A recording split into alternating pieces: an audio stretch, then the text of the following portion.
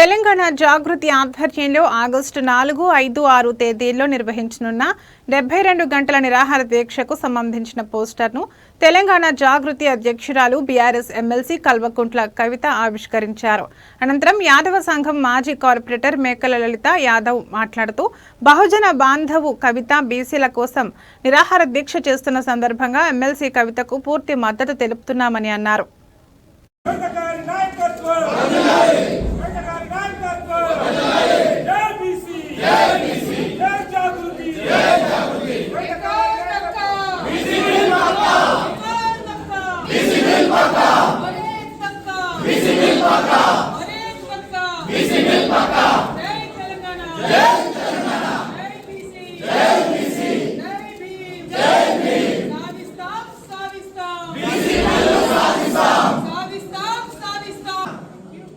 యాదవ సంఘ నాయకురాలు మరి లలిత యాదవ్ గారు మాట్లాడతారు.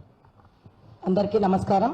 ఈరోజు ఏదైతే తెలంగాణ జాగృతి ఆధ్వర్యం యునైటెడ్ పూల ఫ్రంట్ ఆధ్వర్యంలో జరిగిస్తున్న ప్రెస్ నిర్వహిస్తున్న అందరికీ ధన్యవాదాలు తెలుపుకుంటూ మా బహుజన ఆత్మబంధువు కవితక్కకు ధన్యవాదాలు తెలుపుతూ ఏదైతే ఆ రోజు బతుకమ్మ ఎత్తి విశ్వవ్యాప్తం చేసిందో ఈ రోజు బీసీల బిల్లు కూడా నెత్తి మీద ఎత్తుకొని దేశానికి ఆదర్శం కావాలని చూస్తుంది.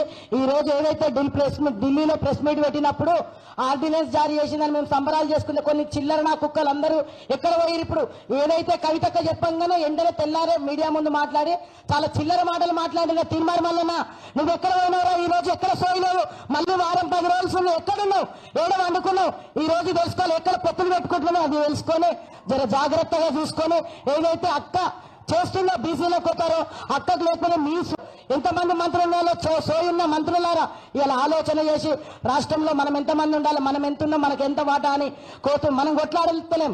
అక్క కొట్లాడుతుంది. ఏదైతే అక్క కొట్లాడుతున్న దానికి సంపూర్ణ మద్దతు ప్రకటించాలని కోరుకుంటున్నాను. ఏదైతే 4, 5, 6 తేదీన 72 గంటలు నిరాహార దీక్ష చేస్తుందో ఈయన జాగృతిగా ఒక బీసీ బిడ్డగా తెలంగాణ రాష్ట్ర యాదవ సంఘం నాయకురాలుగా కూడా అక్కకు సంపూర్ణ మద్దతు కూడా ప్రకటిస్తామని తెలియజేస్తూ ఎవరైతే మళ్ళీ ఇప్పుడు రేపు నుంచి మళ్ళీ నోరులు వేస్తాయి. ఇప్పటి వరకు వండుకొని వారం రోజులు సైలెంట్గా ఉన్నారు. మళ్ళీ ఏదైతే కవితక్క మెస్ మీట్